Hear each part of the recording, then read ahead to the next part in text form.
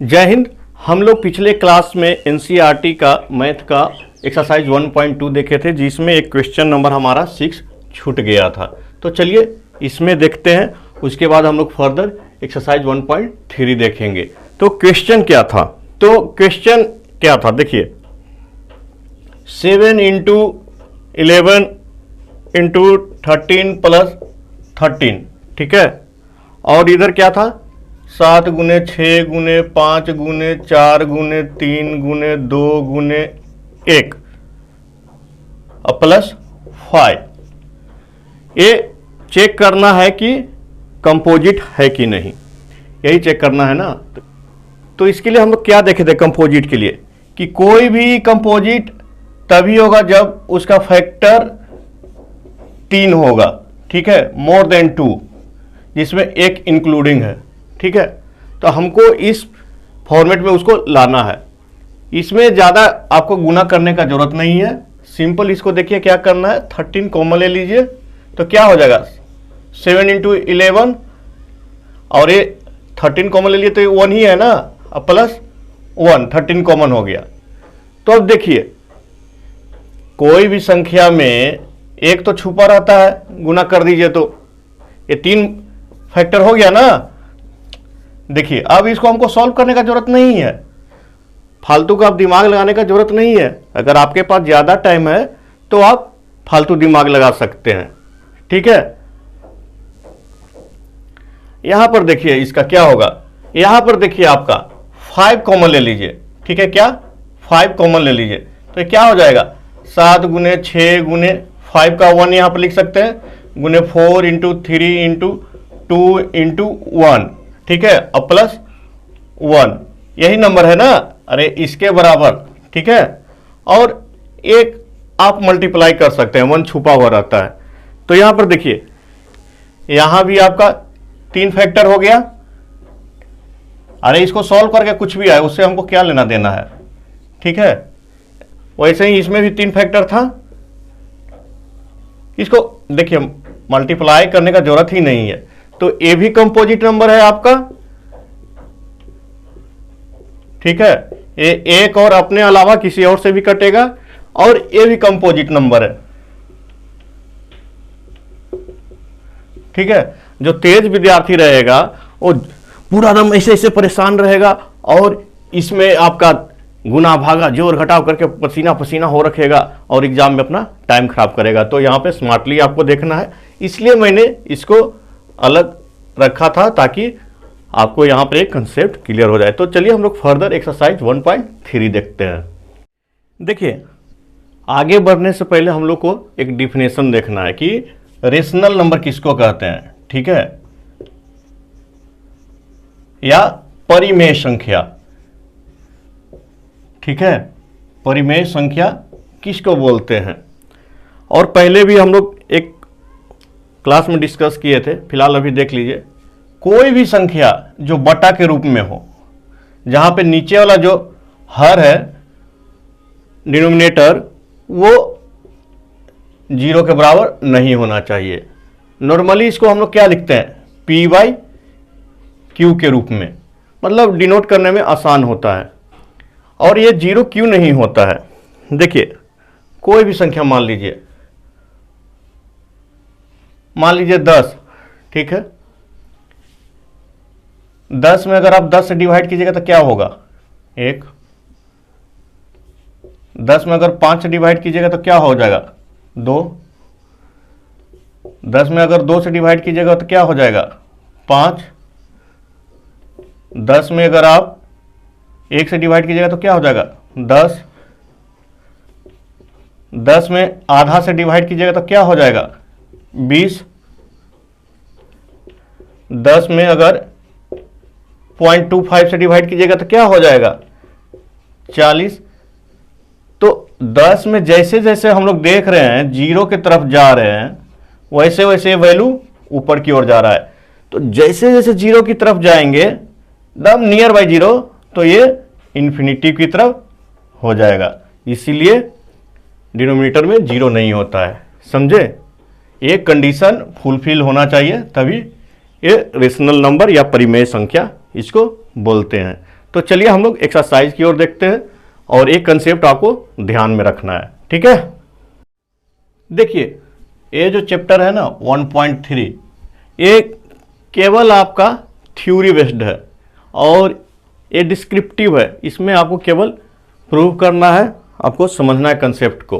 तो पहला क्वेश्चन क्या बोलता है कि प्रूव करें कि √5 एक इरेशनल नंबर है, ठीक है।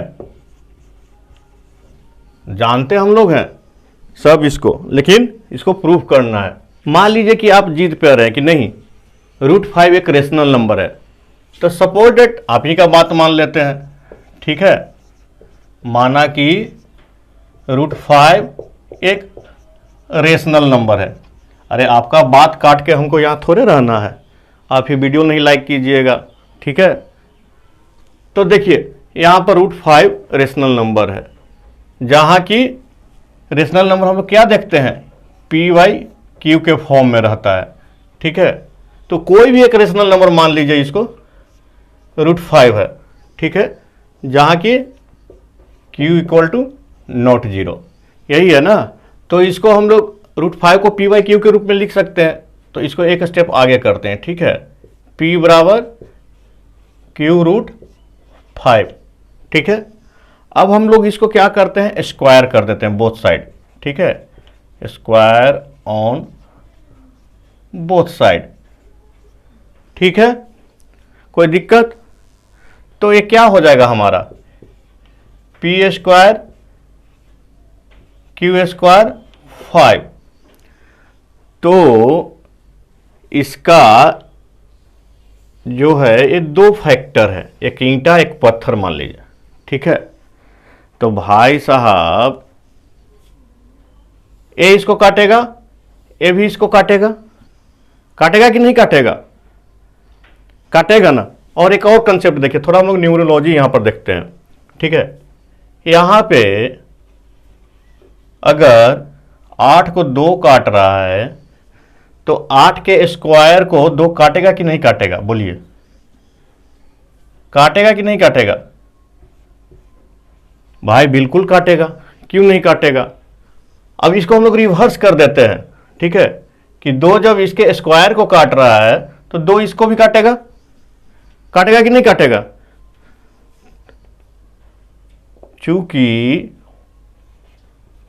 5 will divide p², तो 5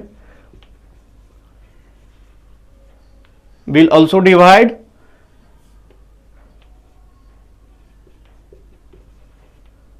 p।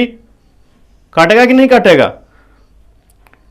अरे यार देखिए, अगर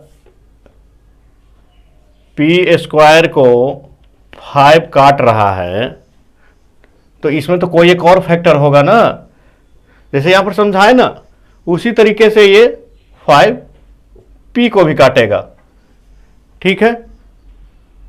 बात आया समझ में? और a जो है ये q भी हो सकता है, ठीक है। जो a वाला है अदर फैक्टर, वो q भी हो सकता है या q² भी हो सकता है। तो यहां पे फिर वही कंडीशन हो जाएगा कि q² जो है अगर एक 5 है तो q² 5 के बराबर हो सकता है ना। फिर देखिए, फिर यहां पे एक कंडीशन और आ जाएगा कि 5 q को भी काटेगा, ठीक है। अब इसी को हम लोग को लैंग्वेज में लिख देना है, इसी चीज को हम लोग खाली लैंग्वेज में भी लिखेंगे, ठीक है। तो यहां पर देखिए यहां पर 2 ही कंसेप्ट है, ज्यादा नहीं है। एक केवल इस कंसेप्ट को याद रखिए, और यहां पे डिवाइड में आई होता है, ठीक है। माना कि let 5 divide p into m times. कोई दिक्कत? तो भाई साहब यहां पर लिख सकते हैं P इक्वल टू 5m। कोई दिक्कत? ये समीकरण इसको हम लोग एक मान लेते हैं, ठीक है। अब इसको हम लोग ऊपर लेकर चलते हैं यहां पे, ठीक है। क्या है? P इक्वल टू 5m, ठीक है। तो भाई साहब इसमें P का वैल्यू रख दीजिए, ठीक है। क्या था? P square equal to 5Q square था, यही था ना। तो P का वैल्यू रख दीजिए 5m स्क्वायर, यही है ना। 5m इसको रखेंगे ना बराबर 5Q स्क्वायर, यही हो गया। अब देखिए इसको 25m स्क्वायर 5Q स्क्वायर, फिर यहां पर देखिए 5m square equal to Q square. यही चीज को केवल हम लोग जो यहां पर समझे थे ना, ये वाला, इसी चीज को हम लोग वहां पर लैंग्वेज में लिख रहे हैं। या एक Q स्क्वायर बराबर 5m स्क्वायर हो सकता है। फिर यहां पर दो फैक्टर आ गया, फिर यहां पे दो फैक्टर आ गया ना। देखिए यहां पे दो फैक्टर आ गया, आया कि नहीं आया? कोई समझने में यहां पर दिक्कत है तो बोलिए। केवल इस कंसेप्ट को आप याद रखिए, उसी को केवल घुमा फिरा के यहां पर लैंग्वेज में लिखना है। तो भाई साहब जब देखिए यहां पर कैसे था, 5 विल डिवाइड P स्क्वायर और 5 विल डिवाइड P ऑल्सो, औसी है ना। 5 इसको भी डिवाइड करेगा और 5 Q को भी डिवाइड करेगा। तो यहां पर जब इसका दो फैक्टर है तो 5 विल डिवाइड Q स्क्वायर। इसीलिए next step 5 will also divide Q। इस कंसेप्ट से पूरा इसमें इसी के चारों तरफ घूमना है, ठीक है। तो हम लोग क्या यहां पर देख रहे हैं, एक बार आप बोल रहे हैं कि 5 Q को भी डिवाइड कर रहा है, और एक जगह हम लोग क्या बोल रहे हैं, 5 P को भी डिवाइड कर रहा है, ठीक है। अब ये दोनों को देखिए, इसको मान लीजिए एक था, ये समीकरण मान लीजिए इसको 2, इसको मान लीजिए 3, ठीक है। तो एज पर 2 and 3 क्या हो जाएगा कि 5 will divide P and Q, ठीक है, P and Q। और हम लोग क्या जानते हैं कि अगर रेशनल नंबर है तो ये जो दोनों होगा, ये दोनों प्राइम फैक्टर होता है। अब भाई साहब आपके मुताबिक तो हम रेशनल नंबर मान के चले थे, और यहां पर 5 दोनों का कॉमन निकल गया, ठीक है। 5 ये दोनों को डिवाइड कर रहा है, तो ये तो प्राइम फैक्टर नहीं ना होगा P and Q, क्योंकि दोनों में 5 कॉमन है। इसीलिए P by Q will not be rational number, ठीक है, ठीक है। जो P by Q यहां पर है, और क्या वैल्यू है, वो √5 है। आप √5 को ही ना बोले थे, नॉट रेशनल नंबर। ये P by Q मतलब √5 जो आप बोले थे rational number, will not rational number, ठीक है। ये क्या हो जाएगा, इरेशनल नंबर हो जाएगा। कोई दिक्कत? तो आप गलत ठहरे ना, आपको मैंने गलत सिद्ध कर दिया, तो एक लाइक बनता है भाई, और आप इसको शेयर भी कर दीजिए अपने फ्रेंड के साथ। इसमें कोई दिक्कत है तो बोलिए, मैंने बहुत तोड़ तोड़ के, आप YouTube पे जाइएगा, बहुत सारे लोग केवल लैंग्वेज में लिख के समझा दिया है, लेकिन आप यहाँ पर देखिए एक एक स्टेप को मैंने आपको समझाने का कोशिश किया है और आपको गलत मैंने ठहरा दिया, ठीक है। केवल ये वाला कंसेप्ट याद रखना है कि जब 2 8 को डिवाइड कर रहा है तो 2 8 स्क्वायर को भी करेगा। अब मैं उसी को उलट को बोल रहा हूं कि 2 8 स्क्वायर को डिवाइड कर रहा है तो 2 8 को भी डिवाइड करेगा। बस उसी चीज को यहां पर एक्सप्लेन कर देना है, ठीक है। आई बात समझ में? जानते हैं ये वाला जो चैप्टर है ना, हमारे यहाँ एक वर्ड है उसी के मुताबिक है, गलथेथरी करना या थेथ्रोलॉजी, ये वही है बस, और कुछ नहीं है। खाली थेथ्रोलॉजी करना है कि ये नहीं होगा, ये नहीं होगा, बाकी उसको मन के अनुसार लिख देना है, सिद्ध कर देना है। और देखिए फिर एक नया क्वेश्चन है, इस बार तो शायद आप मान जाएंगे मेरा बात, ठीक है। देखिए क्या क्वेश्चन है, दूसरा नंबर। ये बोल रहा है कि 3 + 2√5 इरेशनल नंबर है, इरेशनल नंबर है, ठीक है। तो आप बोल रहे हैं कि सर आप तो मनमानी कर रहे हैं, आप हर बार एक ही चीज़ को बोलते हैं, बार बार बोलते हैं कि तुम थेथ्रोलॉजी कर रहा है। अरे भाई मान लिया कि आप ही सही है, ठीक है, तो हम मान लेते हैं कि 3 + 2√5 रेशनल नंबर है, ठीक है, रेशनल नंबर है, मान लिया, ठीक है, कोई दिक्कत? रेशनल नंबर फिर से वही हो गया, P/Q के फॉर्म में रहेगा, वेयर Q = नॉट 0, अब PQ प्राइम नंबर होता है, ठीक है।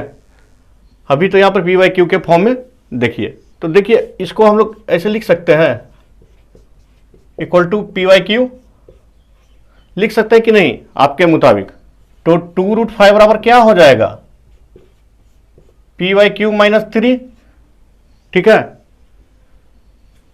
फिर इसको आगे लिखिए, √5 बराबर क्या हो जाएगा? P/Q - 3 / 2। तो भाई साहब आप तो बोले कि ये रेशनल नंबर है, ठीक है, उसमें हम रेशनल नंबर घटाएंगे तो रेशनल आएगा, उसमें हम डिवाइड करेंगे रेशनल नंबर से तो रेशनल आएगा। जबकि अभी थोड़ा देर पहले हम लोग सिद्ध किए थे कि √5 इरेशनल नंबर है, तो एक इरेशनल नंबर है, ठीक है, और एक क्या है? रेशनल नंबर, ठीक है। ये इक्वल होगा? कभी नहीं इक्वल होगा। तो इस बार फिर से आप हार मान गए, माने कि नहीं माने? देखिए आपका ही मानना हुआ चले थे हम, लेकिन उल्टा हो गया। देखिए आप बोले थे ना कि ये रेशनल नंबर है P/Q, अरे इसको हम लोग P/Q मान लिए, वो भी रेशनल नंबर है ना, उसमें से 3 माइनस कर दिए, वो भी रेशनल नंबर आएगा ये, ठीक है। उसको हम 2 से डिवाइड कर दिए तो वो भी रेशनल नंबर आएगा, और √5 बोले कि रेशनल नंबर है, तो फिर कैसे संभव है बॉस? इसीलिए 3 + 2√5 विल बी इरेशनल नंबर, ठीक है। अब मान गए? चलिए कोई बात नहीं, इस तरह से आप लॉजिक लगाइए, बस आपका सारा प्रॉब्लम सॉल्व हो जाएगा। और ये एग्जाम में जानते हैं बहुत ज़्यादा नंबर का आता है क्वेश्चन, ये जो थेथ्रोलॉजी वाला जो होता है, ठीक है। देखिए थर्ड क्वेश्चन, इस बार आप मानिएगा कि नहीं मानिएगा बोलिए। इसमें 3 ऑप्शन है, ठीक है। पहला देखते हैं हम लोग, क्या है? 1/√2, आप बोल रहे हैं कि रेशनल है, हम बोल रहे हैं कि इरेशनल है, ठीक है। इसके साथ ही साथ 7/√5 और उसके बाद 6 + √2, तीनों को हम लोग एक साथ ही देख लेंगे, ठीक है। और देखते हैं कौन जीतता है कौन हारता है, ठीक है।